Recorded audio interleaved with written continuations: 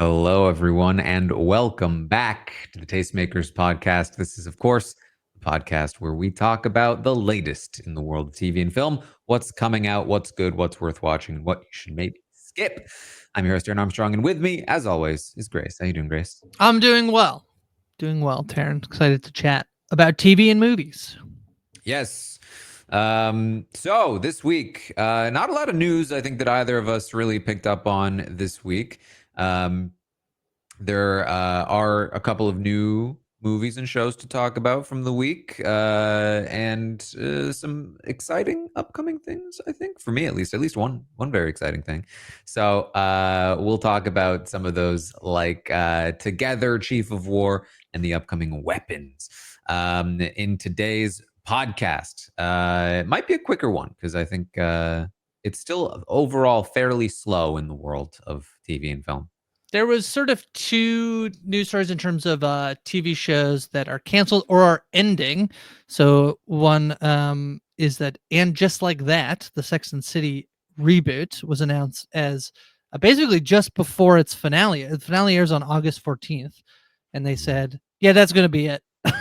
Like, we're not going to do any more, which is, I feel like, pretty unusual these days. I feel like, especially in sort of the eventizing of TV and movies, to just be like, not have hyped this up at all. I'm wondering what that says. Unfortunately, I don't watch it Just Like That, so I can't really tell you what this means. But they were like, yeah, the episode that comes out in a couple weeks, that's it. No more and Just Like That. So I think that's kind of interesting. Mm. And then Fubar, the Arnold Schwarzenegger show, has been canceled at Netflix. I don't really know that many people watched Fubar. So I know Josh Wigler interviewed Arnold Schwarzenegger recently, which was like a childhood dream of his. So I'm glad he got to do that. But now the show's over. So yeah, Oh. Arnold gave it a try on Netflix, Darren. You really did. There's also some news about the Fantastic Four movie, which had a great opening, had a bit of a big drop over the weekend in terms of its second weekend not performing quite as well as I think it would have liked to, but fairly typical for Marvel movies nowadays. But sometimes box office is just not that interesting. Well, I think. I really like the box office, but I don't like it as a means of telling us what's good and what's bad. Like, if you look at the year, like every year at the box office, like you're gonna find a bunch of movies that probably you and I are not going to see in the top 10 of the box office. What I think is more interesting is like because obviously studios care a lot about how much money a movie makes, and to me it's interesting from the sense of like, what does it mean about what movie studios will or will not make in the future. I said this, I say this last week, that I think it's kind of silly that like MCU keeps kind of having this thing of like, okay, and then but don't worry, then this movie, and then the movie will come out and they're like, but actually what matters is the next movie. Which is kind of true. The two movies that are coming out next following Fantastic Four are both Spider-Man, which they teased some Spider-Man stuff over the weekend. Yeah, Sunday, I big think there news was a about the Tom suit. Holland the suit, just an appearance of Tom Holland filming Spider-Man, and then Doomsday, obviously the Avengers Doomsday being, it feels like the thing that people are more putting their like Marvel expectations on. Not that I care really, other than that I think Marvel is an interesting thing. I think it's interesting that we had an era of filmmaking like that where all of these movies were made and then led into this like big eventized movie, and they're trying to recapture it, but they've really struggled to like get that going. If it were, but I was thinking about this today. I was chatting with Ariel, my friend Ariel, about movies, and we're talking about Fantastic Four. And I think Ariel and I were both of the mind that like Fantastic Four was fine. Like, it was like, good. And I kind of look at people's reviews on Letterboxd, and they're all like 3 stars out of 5. But people seemed like really like this movie. But then this thing happened where people, like, it was a drop in week 2. I kind of think like you need an Avengers movie to build back up the. And I know that sounds silly, but if you look at the first phases of movies, they weren't really intertwined until they were like, okay, they would do a post-credit scene, which we've got that in every one. There's been some tease of like, here's how it all come together, and then they're separate, and then it's like, then you do the Avengers movie. So I think Marvel's fine, but Yeah, I mean, the news is that there's no news, basically. That Fantastic Four seems to be performing pretty similarly to many of the Marvel movies in this time frame, which is they have a big opening because the Marvel fans that still exist go to see it immediately, but it is not having the wide appeal that it once did, and it doesn't have the legs that these Marvel movies used to have.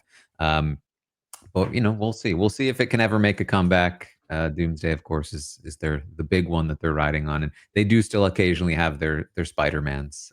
So we'll see with that as well. Um, there were some new things that came out this week, though, and I'm trying to think what what was your favorite thing that you saw from this week, Grace? I mean, well, I'll say my favorite thing I saw was The Naked Gun. There we- Let's start So with the Naked Gun. start with the movies, because then you can chat about the movie that you saw. Um, Mhm. I thought The Naked Gun was super, super fun. This is a thing I said last week. I was like very much looking forward to this movie. I had heard that the movie was very fun. I feel like the reaction since it came out has been like, oh, it could have been funnier. And you know what? I feel like that makes sense to me. I think like I can go back and watch the original Naked Gun and think that it's like extremely funny. And yet I don't think every joke is like the funniest joke I've ever, it's impossible. But like it's not like, there's a lot, but there's a lot of jokes in them. And I think that this is what The Naked Gun, this movie does really well. As predicted, Liam Neeson is extremely fun and extremely good in this role. Paul Walter Hauser is in there and he's really good, and Pamela Anderson is good. And then there's actually Danny Houston, I believe is his name. People might know him from Succession or Yellow Jackets. He plays the bad guy in this movie, and it is just like joke per minute. They're just hitting you with joke after joke after joke, full of puns and gags and that sort of. I really liked this movie. I thought it was really fun. I would like to actually see it again because I thought like it's the type of movie where there were so many jokes that I want to see the jokes that I kind of missed or but yeah, I liked Naked Gun. I feel like it holds. I mean the first one is such a classic.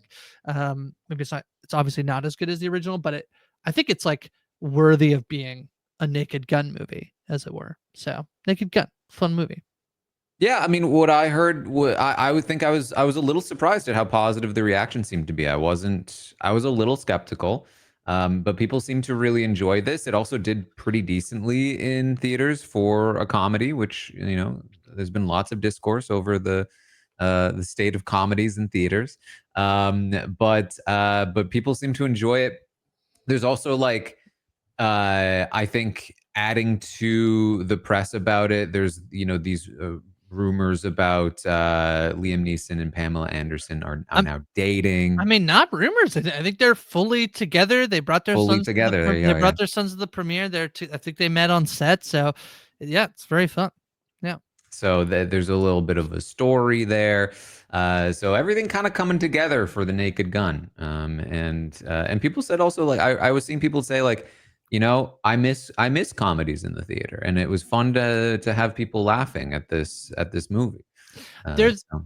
there was an episode of The Town, the podcast The Town, a little while ago that had a conversation. Actually, Seth MacFarlane went on The Town last week as well. He is an executive producer. He kind of was the one who like they'd been trying to do something with the Naked Gun. I believe there was almost about 15 years ago, like depending on when Leslie Nielsen passed away, there was like an attempt to do a fourth movie with him. He passed away in 2010. So I think about a couple years before he passed away, there was an idea that he would do it.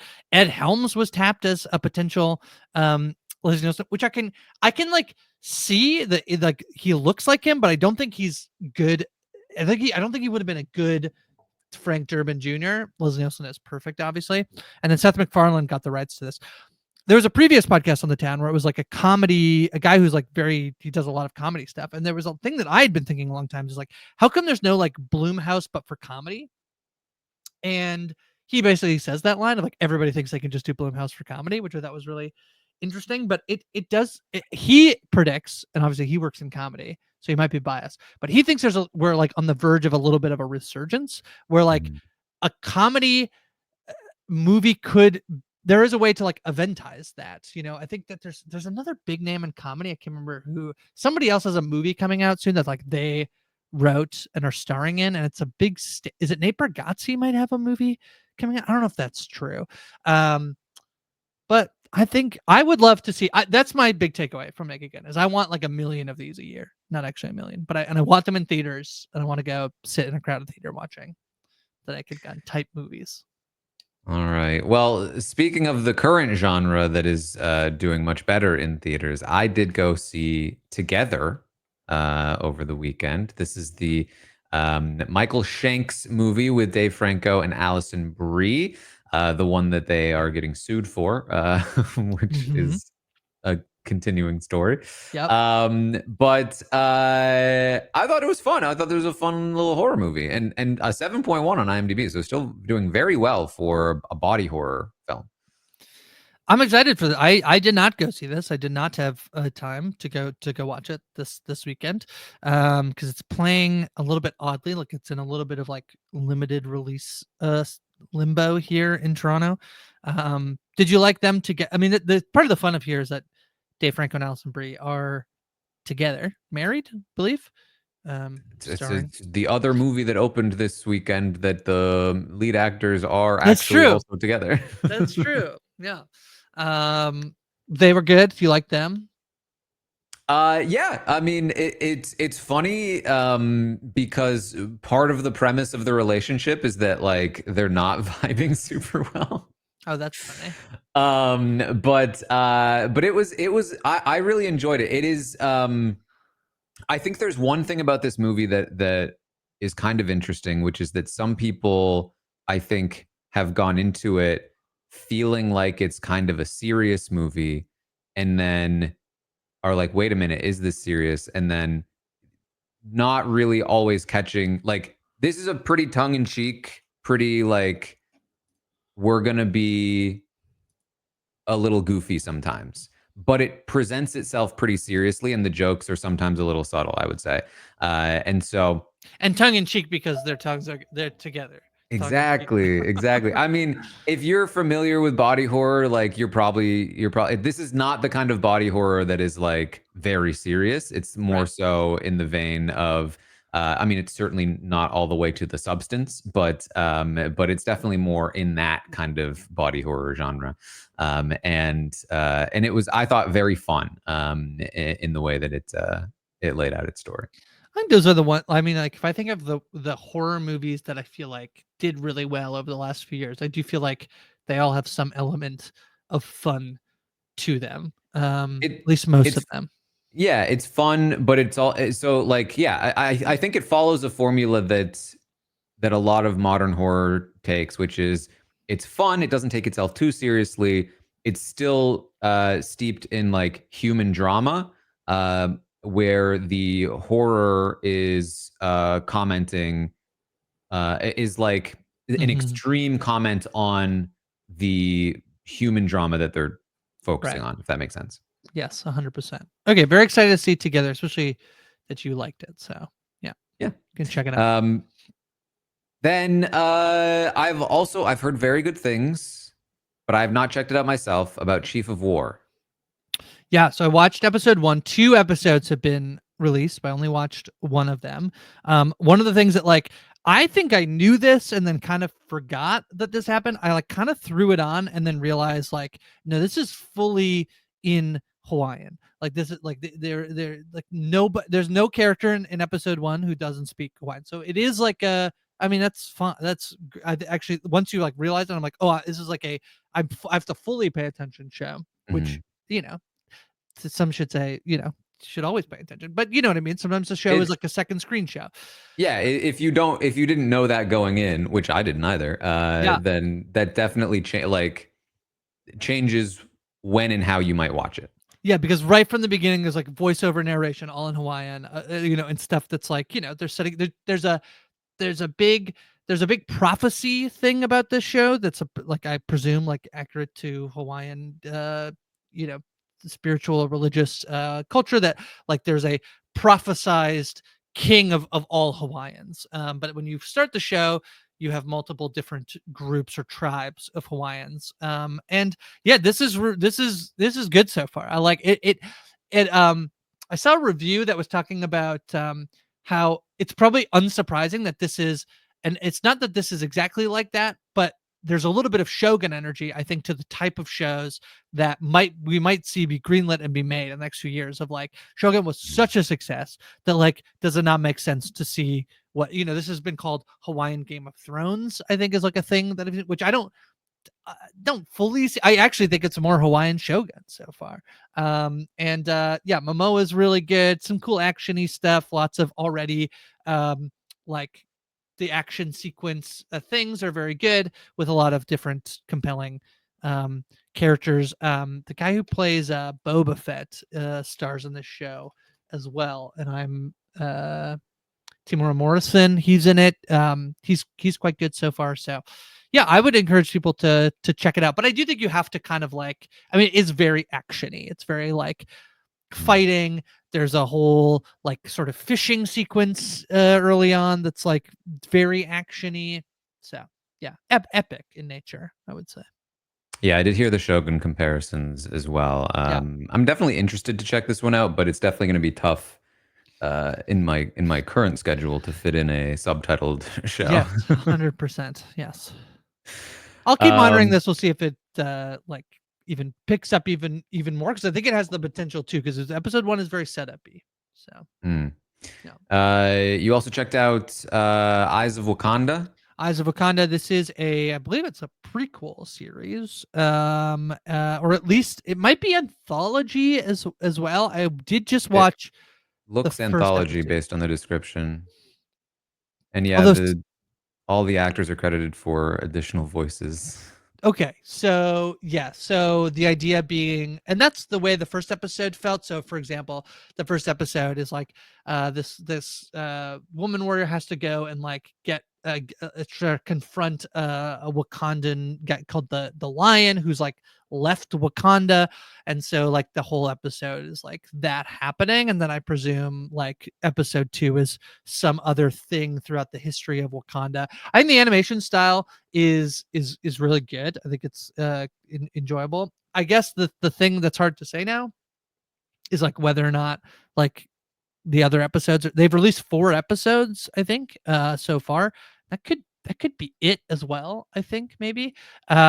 But if it's anthology, it's not like I'm then going to stick with the same character that I was just Yeah, it looks like with. they just dropped 4 episodes, and that's potentially it. Yeah. It's technically considered the first TV show in Phase 6 of the MCU, so I guess it's canonical to a degree, but and there's been no confirmation that there's any more Black Panther stuff coming, at least movie wise. Other than that, there was a tease at the end credit scene. Certainly teases a potential future for Black Panther stuff. But yeah, so I mean, I think if you like the animation, like the sort of MCU animation stuff that's come out, it's probably worth checking this out. All right. Anything else from this week? I think it was pretty light week this week. I feel like that's about all I watched. I watched a bunch Anything of else? Gilded Age, so I've been catching up on Okay. the Gilded Age. I actually do. I think it's quite good. And I saw a thing that was talking about this in Downton Abbey, where there's this very funny thing where the stakes on a show like this are either the most serious thing you've ever encountered in your life or the most trivial. So like, there's literally a thing about like, it's like, we're meeting Booker T. Washington and going, and doing this thing, or like Oscar Wilde is in town for a play, and this, whatever. And then the other storyline is like a guy is inventing the alarm clock. Like, these are literally the 2 stories that are happening in the same episode of the show. But I do like it. I think it's really. I mean, it is so soap opera-y, and it's very Downton Abbey. So if you like that, you'll like it. But yeah, season finale of season 3 comes up this Sunday. I'm interviewing somebody from the show, so that's why I'm catching up. So I'll have that out pretty shortly, probably by next week. Yeah. Well, I don't think I watched Dexter. I think Dexter is the only thing I watched. I watched the new episode of Dexter, and I watched Together. I think those are the only 2, other than the ridiculous Big Brother live feeds at the moment. And Dexter is still going strong. Really enjoying it. Really having fun with Dexter. The Sandman episode 12 is out. I have not watched it yet, but it came out as well. Yeah, that's about that's about it. Looking through what I watched. Mm. Well, there are some things coming up. Honestly, the biggest one for me by a pretty big margin is Weapons. Really, the only downside to going to see Together was that Weapons is coming out this week, and so now it's like, what am I going to go see? 2 horror movies in a row? And the answer is yes. Yes. Weapons, of course, we've talked plenty about it before. It is the follow up to Barbarians, not connected, but Zach Kreger from The Whitest Kids You Know wrote and directed Barbarian in 2022. It was like a sleeper hit, big cult favorite. Did very well in the box office, I think, as well for what it was.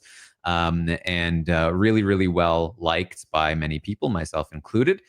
So there was a bidding war over his next project. He ended up making some pretty big money selling his script for Weapons, and it is now about to come out. There's been a lot of hype, and I'm excited. I'm excited to watch it. I mean, like, I'm worried that my expectations are too high, to be honest, but I'm coming in. I've tried to avoid as much imagery and trailer stuff as possible. So I don't have much beyond that to say, but I'm excited for it. Well, I agree. I'm really worried that my expectations are really high, but what are you going to do? The rumors that this is really good. It's interesting too that not interesting, like it's not a surprise maybe per se, but this was basically Kreger pitched this idea, and then there was a huge bidding war between New Line Cinema, who I believe picked it up, who actually won. Um, but Monkey Paw Productions, which is Jordan Peele's company, also was bidding for it. And Peele apparently was so upset. I think I have this right. Peele was so upset that they didn't get this movie that he then parted ways with 2 of the managers who worked at Monkey Paw, and was like just so mad that Monkey Paw did not get this movie. So Yeah, I think that was the story. I think that like the timing of it implies that, but I'm not sure they have like confirmed that that is definitely like what happened. right. I think that it's an implied sort of thing that there was this bidding war, they lost it, and then Jordan Peele sort of stepped away or whatever. So yeah, but yeah, this movie, I'm so excited for this movie. I think technically it's getting a limited release this week. So again, people who live in sort of bigger cities might be able to catch it before other folks. So yeah, but for the other thing about this movie is that like I feel like the other good thing that's been done is that for as much as there is like a log line in terms of there is information out there about this movie's about, I really feel like there's been no information about what this movie is about, and that seems to be hopefully part of the fun. So we'll see. We will see. All right, so that's what I'm most excited about.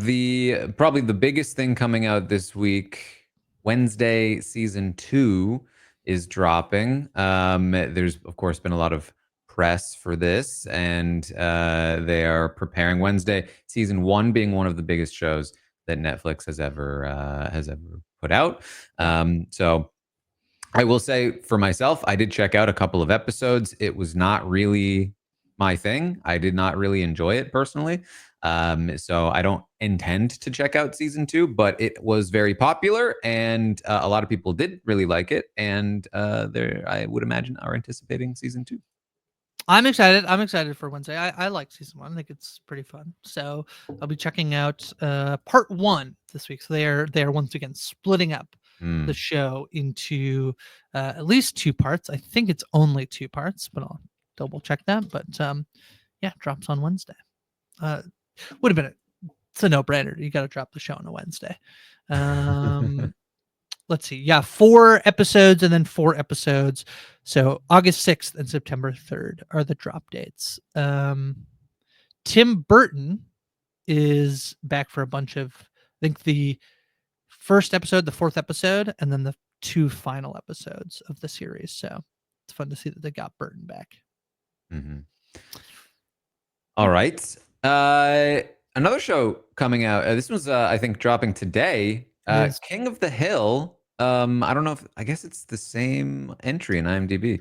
Yeah, Uh, so it's technically the 14th season, I believe, is what's they've hmm. like technically. Yeah, look at that. Yeah, Yeah, it's the yeah. revival of King of the Hill. I'm actually, I guess I'm curious to see when the last season was 2010. um 2010. Wow. This is 2000. Oh yeah, this Oh, season ran quite long. okay. This So actually, season 13 started in 2008 and ended in 2010. it started on Fox and it ended up running through the last 4 episodes actually ran through syndication rather than being aired on Fox. So kind of like had a slow, yeah, trickle out thing. But yeah, back on Hulu with a 10 episode season 14. And honestly, I've heard good things that people are saying like it's back and it's great. I've heard this too. I think that I do think that there is something to the idea. So many animated shows, like notoriously, like The Simpsons, like these, they have not aged up. Like Bart and Lisa and Mhm. Maggie are all the same age, and I do think that there is something to the idea of like bringing back a show at a later date and actually getting to like be refreshed in ideas because you're not stuck in that time stasis, as it were. Yeah. Because yeah, and I think that there's really something to that that I think could like rejuvenize a show like this specifically. So I'm not a huge King of the Hill person. I don't know that I can say I've like ever sat down to watch a full episode. I certainly feel like I've watched clips and I probably have seen episodes when I was younger. Not a huge King of the Hill person, but people are very excited for the return of King of the People Hill. loved this show. It always would come on like after another show I was watching, and I just never. I think I was too young for it, to be honest. Like a lot of the jokes just didn't work for me because I couldn't relate. Yeah, well, you and I are the same age. I do feel like there's a thing where like The Simpsons had enough going on that even now when you go back, you're like, oh, there's so many adult jokes in here, but there's also so many jokes that just worked as a kid where I didn't Mhm. always feel the same about King of the Hill. And then if you didn't kind of like, get it on DVD and watch it, like you just kind of missed me, I think. Yeah. Yeah. But people are saying it's good. I doubt it's something that I will jump into, but very happy for those that loved King of the Hill and are looking forward to it. Um, there's a show coming out called Standing By. I wanted to bring this up. I don't really know much about it. It's just a little animated show coming to Hulu, but it's got like a pretty cool cast. And it's David Tennant, Dan Levy, Glenn Close, and this is actually, I believe, Dan Levy's new show. It's his show that he is making. Of course, creator of Schitt's Creek. Um, and yeah, I think this is his new show. But it's like an animated show. They are Guardian Angels, I believe, is the A group premise of of this guardian show. angels. Yeah, Yeah. they have to Um, protect the humans, but also each other, and they'll learn lessons. feels like it could have it feels like it could be a mix of like, and I said it will not be quite as vulgar, but it feels a little like Big Mouth meets Good Omens, maybe, a little like Yeah, not quite, but like there's a degree of that. or Um maybe what's the one with Steve Buscemi and um, Harry Potter? oh yeah, the movie, is that right? Daniel Radcliffe. Daniel Radcliffe. No, it's Oh, a show. Miracle It's Workers. No, yeah, Miracle Miracle Workers. Yeah, Workers. yeah, Yeah, that's a good comp as well. Okay, kind of could be kind of fun. yeah. Standing by.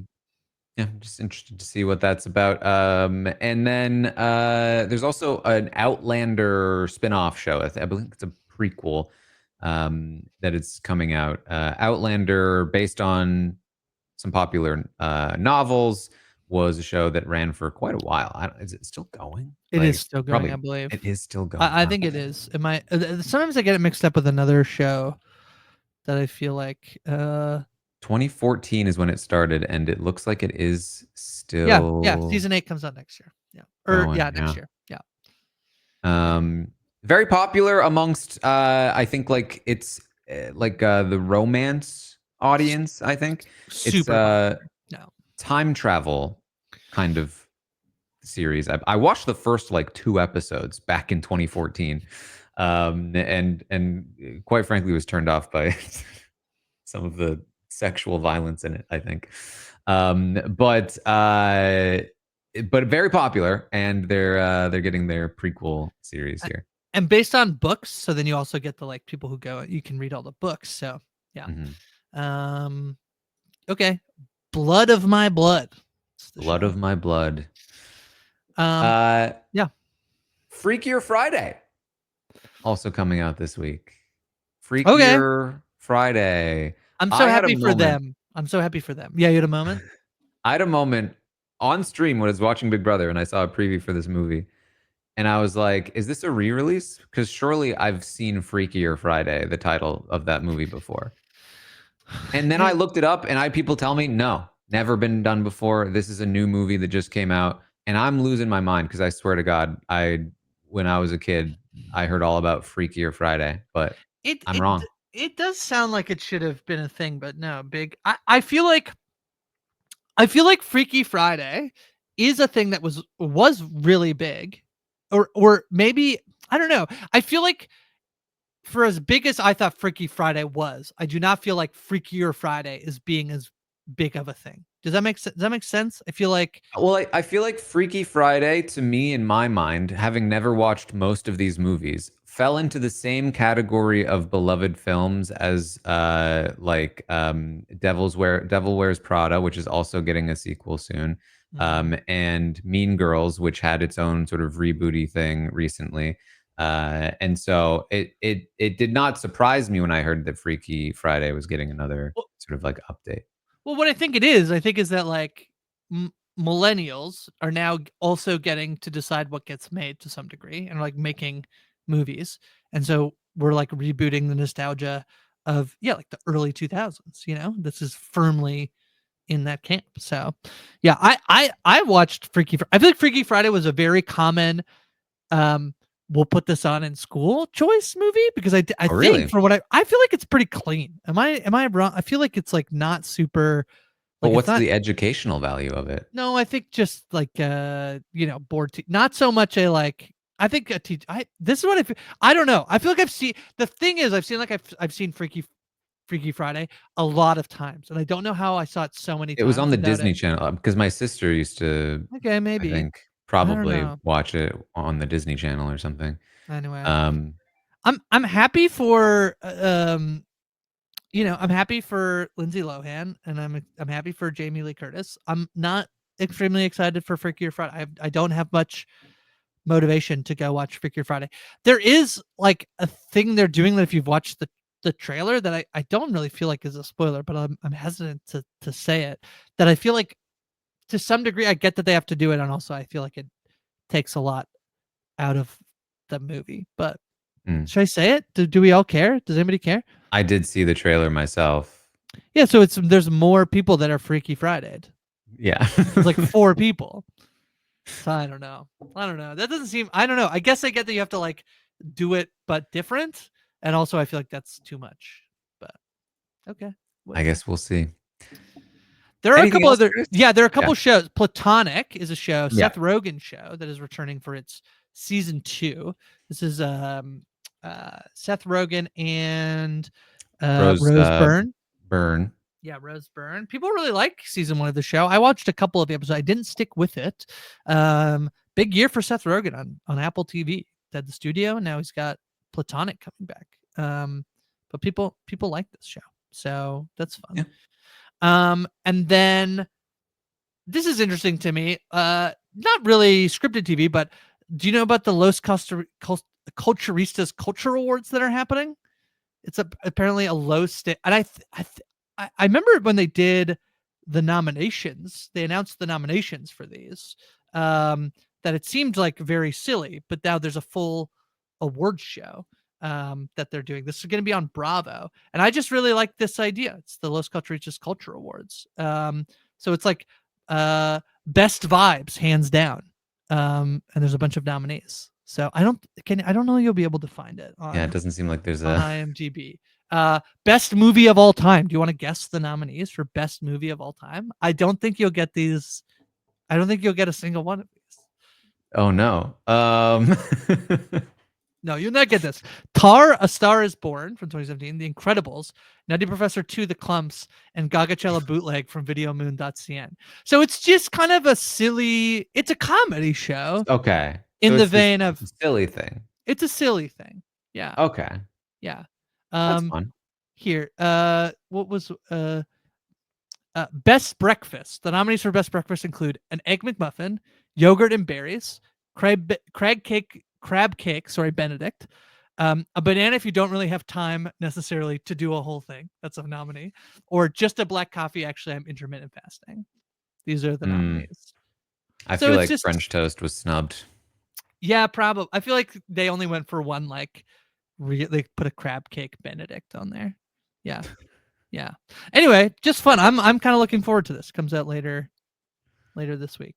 Um, and then I feel like I had one more thing, but I can't remember. So that's fine. Oh, the other thing I want to talk about is, are you a Critical Role? You're not. You're. We've talked about this a little bit.